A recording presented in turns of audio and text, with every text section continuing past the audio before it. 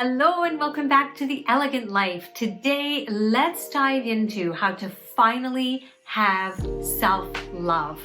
Because I know you are all sick of the little tips and tricks that you read about, like buy yourself flowers, as if that's something that's going to make this profound difference in your life, right? Oh, today I'm going to share with you my top 5 guaranteed ways to increase your self-love so that you can finally see life as this open field just waiting for you to live it without fear, without self-doubt, but with unshakable confidence. Before I begin, if learning how to live and manifest with elegance and unshakable feminine confidence is something that you're interested in experiencing and living, then please do like this video and hit the subscribe button. So how is it that I can sit here and say I've got 5 guaranteed ways that you're going to fall in love with yourself and have in turn self-confidence? Well, of course, I went on my own journey. I said I loved myself and I did really like myself and enjoy many things about myself, but the journey to fully embracing all of who I am and validating myself and having self-trust in myself, having a connection with myself, validating myself, that came from a big journey. And so I know that I was there and now I'm here where I'm living a life that even if I would have told my little girl self I would have lived, I would never have believed it. I would think that someone's just telling me a nice story, because where I was in terms of how powerful I felt and how able I felt to be able to live this kind of a life, there was such a discrepancy. But on the journey I went, and these 5 things that I'm going to talk to you about today are exactly what I did and what I do even to this day, just to continue cultivating, continue expanding in terms of self-love and confidence. It can grow and expand. So let's get into the first one now, shall we? So the first way that you can really have self-love for yourself, increase it, and then it just keeps expanding, is validate yourself. Validate yourself. Declare it now. I no longer, as of now, allow outside validation to dictate my worth and my value. I dictate my worth and my value. And the only one that I'm ever going to listen to is me. Is me. Now, this might seem, ooh, how can I validate myself? But what if I believe I'm not good enough? Oh, let me tell you something. I have had enough professional experience and personal experience to tell you something very, very important. And listen to me when I say this. People that you look to and you think they must have great self-confidence, they must have way better skills than me, they must be so good at what they do because they're in a certain position, because they make a certain amount of money, because they look that way, because they have that relationship. You think that they have this incredibleness that you don't have. But let me tell you, the majority of the times, the only difference between you and them is that these people have validated themselves. They've given themselves permission to want something and to receive it. That's all. That's all. You know, my husband works in corporate, and I've often looked at people who were in very high positions, and then we've met each other and gone out on a personal level, and I've seen the deep insecurity that these people have. Yet they had something in themselves that, oh, I want that. I want that. And so they gave themselves permission to want that, and they went after that. Were they the best person for the job? They told themselves that they were, or they're going to make themselves become it. And therefore, because they had that level of confidence in themselves or in that dream that they wanted, they convinced others that that's what they were too. You know, so many times I've heard very successful people, I think Muhammad Ali even said it, Tell yourself who you are enough times and your mind will start to believe it. And I used this technique a lot because I, like I said, went from never feeling good enough, always looking on the outside and thinking, oh God, she must be so good at what she does. That's why she can charge that amount.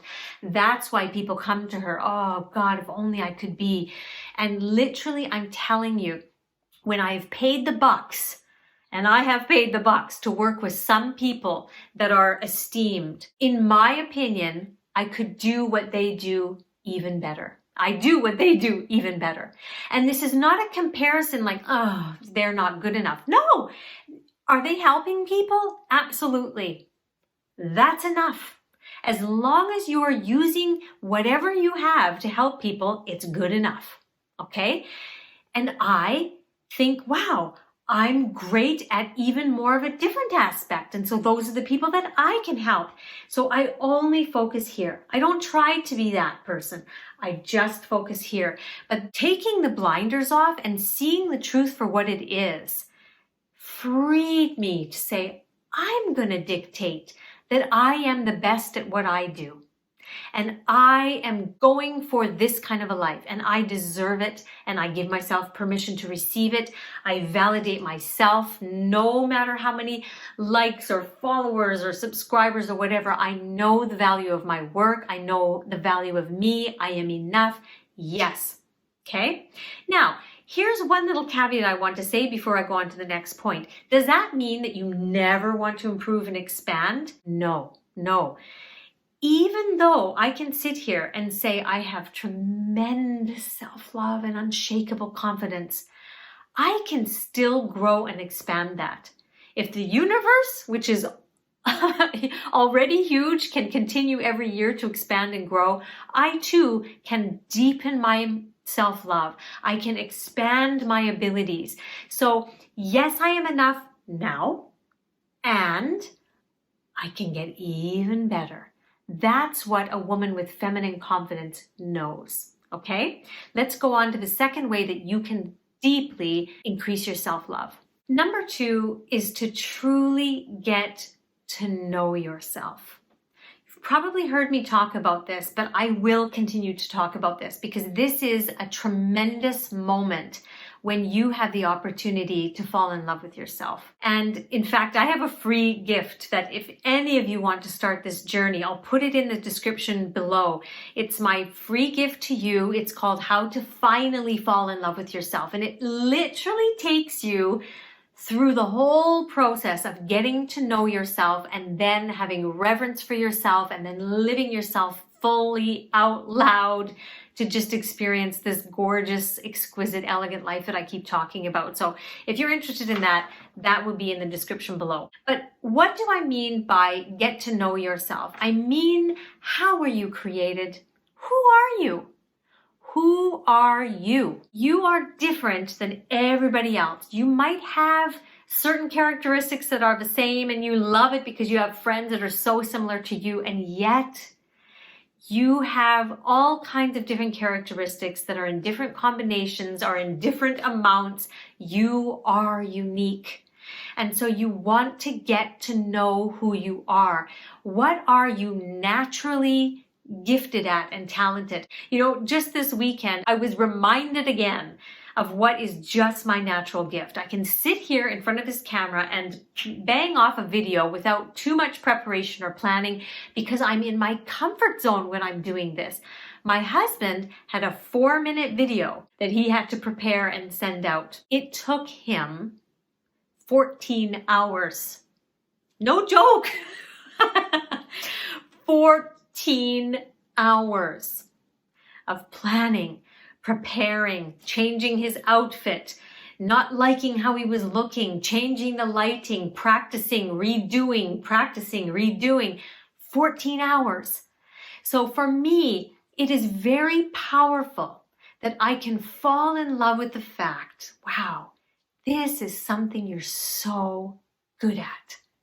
Yes. And when you start seeing those beautiful things about you that are naturally given to you, you start realizing that you weren't meant to be everything.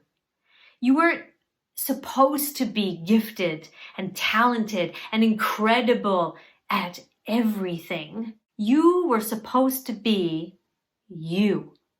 And only you. And yes, if you want to try and get better at some things, of course, but those are the cherry on the top. Be you fully. Okay. And again, if you want the guide for that, I'll put the link in the description. So the third way of starting to really love yourself is to meditate. Why would this be? There's so many benefits of meditation, but one of them that is so incredibly powerful is because you close your eyes, you go inward. Particularly for women, this is very key because all of our wisdom, all of our energy, all of our power is inside, not outside. So when we meditate, we close our eyes, we get still, we go inside, and we just be what we are. Okay? And when you be this energy, you're able to feel the inspiration. You're just able to feel the power and the spaciousness of what you are. And this is extremely beneficial to you. Another thing that it does is let you experience and remember that you are not your ego. Yes, my name is Erin and I have a persona and I have a business and I'm a mother and I'm a wife and I'm a this and I'm a that. That's all this outside stuff. But what am I really? I am the observer of all of that. I'm the energy that makes all of this doing possible. I'm the one that guides this. I'm the one that can make this powerful and impactful and abundant and happy. This, the truth of what I am, and this is the energy. You are divine feminine energy. You are divine consciousness. And when you remember that, that gives you a sense of power and a sense of freeing yourself. You don't have to be anything to be special. You don't have to prove yourself to be validated. You are already the all. And meditation is something that does that for you. You can only truly know this when you do it. And so it might seem like, oh, everybody talks about meditation until you actually do it consistently. You will not really understand, but when you do, you will know what I mean. So put meditation, even if it's 5 minutes, then you go to 10, then maybe you can get to 11, 12, 13. And if you can get up to 20, this is where the self-love, the bliss, the detachment from ego comes. Okay? Let's go on to the fourth one. You're going to love this one. All right, the fourth way that I can guarantee you that you will start feeling more self-love for yourself if you consciously do loving acts of kindness to yourself. Often we are thinking about everybody else, but when you consciously make the choice to do something loving for yourself, that act tells you that you've got a relationship with yourself. You care about yourself. You have a connection with yourself and that you can trust yourself to take care of yourself. Anytime you have any kind of relationship where there's trust and connection and love and kindness, that is going to bloom and blossom. And so the more times you can do loving acts of kindness towards yourself, it's just another notch, another expansion of your self-love. So let me give you a couple of ideas, and I'd love if you can share some of the ways that you even do this now, or even fun ways that you think, that could be a good loving kindness act towards myself. Please do list it in the comments below, because I love getting more ideas. So one of the ones is every time you get out of a shower or bath, apply a beautiful lotion on your body. To me, this is a loving act of kindness. I'm touching myself. I'm making sure I'm getting all the spots that feel maybe dry or rough. I'm loving the smell. I always choose a smell that's very pleasing to me. And it's just this beautiful, loving act towards myself. So that's one way. Another way is setting loving boundaries for you and your loved ones. I love a boundary that I've set. There are no phones at the table. And for me, most often, I do have certain exceptions, but for the majority of the time, I do not work after a certain hour at night. Done, no more, no matter what. That is a loving act of kindness towards myself. The types of foods that you choose, loving acts of kindness. Of course, I always say everything in moderation, yet a loving act of kindness can simply be choosing to eat more whole-based foods, plant-based foods, pure foods, organic foods. Maybe you can't afford all organic, but you know what? I always buy myself organic strawberries. That's a non-negotiable for me. That's a loving act of kindness towards yourself. Another supremely important and highly effective one is when you hear yourself saying something negative to yourself, immediately you say, I X that. Like out loud, I X that. Or I cancel that. Whatever you want to say, my family, we always say, oh, I X that. And what that means is, oh, you're cutting the pattern. Because sometimes we've got these things, or, oh, I'm so stupid. Oh, I'm so stupid. Oh, I'm so stupid. And you reinforce that belief every time you say that. Oh, I'm such a terrible person. Stop. I X that. I X that. And then the actual love of kindness for yourself is to say the truth, what you really do want to believe about yourself, what you really do want to say to yourself. So if you ever say to yourself, oh my God, I'm so stupid, then you say, oh, I X that. I wasn't thinking right then. Oops, I made a little mistake right then. Something like that. And you make a joke out of it, okay? A lot of the comments that we say to ourselves, we're not even conscious we're saying them.